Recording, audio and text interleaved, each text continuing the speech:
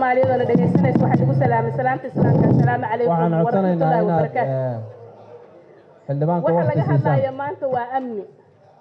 runtii amnina wuxuu u kala baxaa waa amni siyaasadeed waa amni dhaqaale waa amni qofka bini aadamka waxa laga hadlayo waxay tahay qofka bini aadamka amniga uu saaran yahay maanta dhan waxa wada hadlay xildhibaano dhibaatooyin way jiraan laakiin qofka hadasha ma jirto qof kasta xildhibaanka hadii hore wuxuu yiri gabdho Soomaaliyeed banaanka ku dhalaya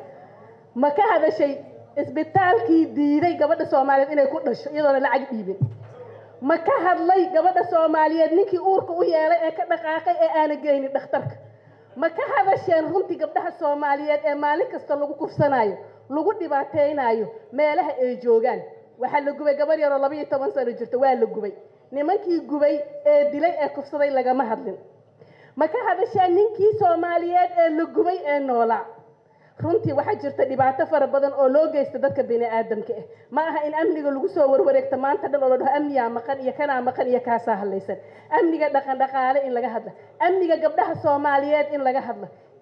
hadlo runtii dhibaatooyinka ka taagan deegaanada biyo la'aanta iyo dhibaatada ay ka jirto waxa la rabaa hadaaya waxa ka hadashay xildhibaan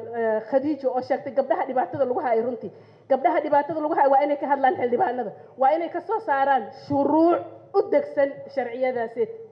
baarlamaankii kalfadhigii afaraad ee la furay hadda uu ka hadlay xildhibaan been waxa idmanay guddiga difaaca iyo guddiga amniga inay soo baaraan waxyaabihii laga dooday 4 maalmood oo la hadlayay mudane gudoomiye warbixintaas maanan helin mana nagu soo noqonin iyadoo aan warbixintaas la helin oo nagu soo noqonin iyadoo aan la meel marinin lana hagaajinin waxa uu noo qabo xeer hoosaadkeena haddana markuu kalfadhigii kala furmay ila dhaho ma furmay ilaa ma laga hadla amniga kalfadhi kasta oo furmo waxa ka doodaynaa amni ma waxa ka doodaynaa amniga kaliya waxyaabo badan oo kale taa jiraan xildhibaan oo la rabaa in laga hadlo oo looga doodo loo baahan yahay midda kale oo aan maanta waxay tahay baarlamaankeena wuxuu noqday platform ama conference room uu noqday waxa la hadlaynaa waa meedihii oo hor fadhiyo marka aan wada hadlayno waxa rabaa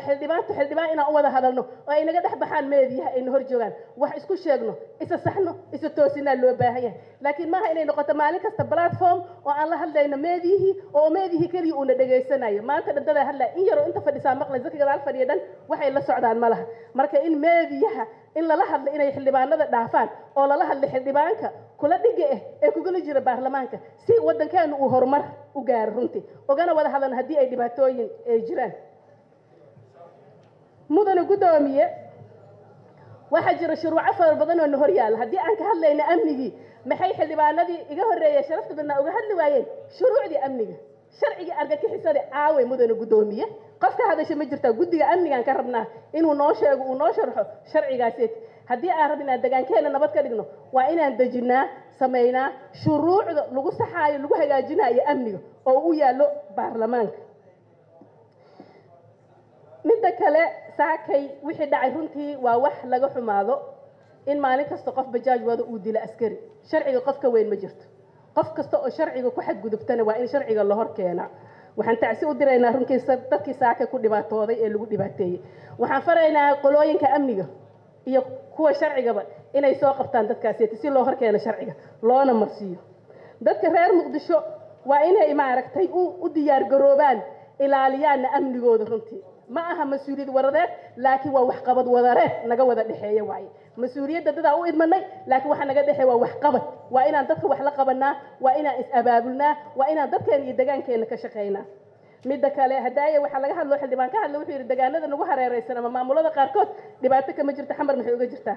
xamar waxay uga jirtaa adduunka waxa jiro governorka gobolka haysta ama maayarka magaalada waxa hoos yimaado qolooyinkiisa amniga oo lagu la xisaabtami karo lana sameyn karo muqdisho maqaamkeedii iyo dadkii matali lahaa siyaasad ahaan iyo amni ahaan inaan ka hadalno wuxuu u yaalaa baarlamaanka dastuurkaana faraayo inaan ka shaqeyno maqaamka magaalada muqdisho iyo sida uu noqon doono qof soo hadal qaadaysane ma jirto runtii midaas xildhibaanada inay maaragtay ay ka hadlaan loo baahan yahay midda kale ee faraayo waxay tahay guddiga amniga iyo difaaca waa marka hore inay noo soo dhiriyaan ay noo soo sameeyaan oo ay noo soo turxaan bixiyaan waxyaabaha ay kala kulmeen hay'adaha amniga midda kale aan rabnaa waxay tahay ka baarlamaan ahaan maanta waxa la dhahay wax isla xisaabtama ma laha 2 sano wax loo yeero ma laha xukuumadda ma nagu jiraa mid naga mid 2 shay bahadaaya waxa ka hadla professor fi baarlamaanka adduunka uu ku shaqeeya in qoraal loogu diro su'aalaha lagu weydiiyo wasaaradda oo qof kasta ay weydiin karto waxa uu qabtay iyo waxyaabaha looga baahan yahay inuu hadlo hal qof oo anaga naga mid ah oo xildhibaanadeena ha waraaq u qoray wasiiradii ay ku imaawayeen ku jawaabi waayeen ma jira waxa uu qabanaa inta waa oraah waradeed oo oraah su'aaleed wax la dhaho oo gudoomiyihii hore u bixiyay jirto oo dhaho su'aal wadareed iyo su'aal oraaheeda la dhiibaya maanta waa hadalnay waxa la hadlaynaa waa media waxa la hadlaynaa waa shacabki dadku ku haboonaa maalinta ay la heeray oo la qabtay in la qabto lagu sameeyo laga dooday laga rabay 104 xildhibaan ah codeeyeen mudane gudoomiye baarlamaan wuxuu ku kala baxaa cod baarlamaan wuxuu ku kala baxaa uu ku sameeysan yahay waa cod 104 ku codeysay inay meediyaha banaanka naga joogto oo aan la hadalna la xisaabtano xukuumadii ay anfacaysay ma aha in maartay la baabi'iyo oo la sameeyo iyadoo tii ay jirto oo tii laga hadlina haddana maanta waxaa la dhahay bal iyadii ha laga hadlee ha la qanciyo isqancis maaha waa baarlamaana wadanahay waxaan ku dhaqmayno waa xeer waxaan ku dhaqmayno waa bylawska noo degsan iyo constitutionka noo degsan aan ku dhaqmaynaa mudane gudoomiye taasina ku dhaqanaa loo baahan yahay dimuqraadiyadda haddii ay cod oo la badiyana in la ogolaada loo baahan yahay runtii ma aha in la dhaho maantana meediyaha laga hadlaa berrina albaabaa loo xiraa oo laga hadlaya ma fahmi karo sababta berri albaab loo xiranayo loo samaynayo iyadoo aan maanta saan aan uga wada hadalnay mudane gudoomiye midda kale mudane gudoomiye waxay tahay ma aha kaliya amniga in laga hadlo waxa ka soo hadlay gabdho in la dhibaateeyo waxa jira wasaaradda xuquuqul insaanka iyo haweenka oo iyadana laga rabo inay ka hadasho waxa laga rabaa wasaaradda cadaaladda oo laga rabo iyada laftirkeeda ninkii la gubay oo dhibkii oga ka taagnaa gudina aan u saarnay mudane gudoomiye haddii aad xasuusatid oo aan weli guddiga nagu soo celinin baarlamaanka baarlamaan aan isxisaabina annaka marka hore